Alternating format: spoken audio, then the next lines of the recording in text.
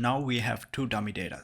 So what we want to do is we need to get these data from the database, but also first we need to add this data to the database. So when user click on the add this story, we want to add this data to our stories table. So right now the database is empty.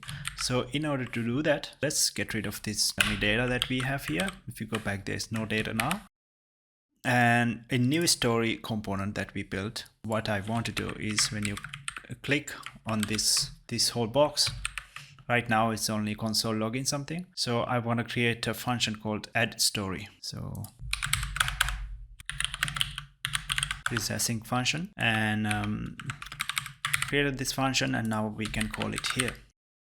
And now in this function, what we need to do is we need to connect to the database and add the story, insert the story.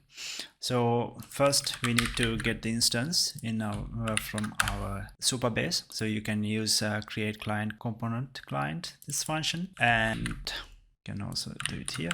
And inside this, you can connect to the database. So you can do anything here, select or insert or delete. So what I want to do is insert just an object, and we can have the title. We can have something like a new story, and then we have story image. Right now we cannot upload images, but we can copy paste some URL that has image, and then at the end you can say select. We get the response what we entered. That's basically it. And let's see if we can add data to the database. So if you go back, I clicked here, and if I go check the database, it is refreshing on real time. You see the data here. And the next one is we need to fetch this data, and then we need to show it on our page. In order to do that, we need to go to our story component. Right now there is nothing. We had something called service story here, and so on page load, our page is loading with the server.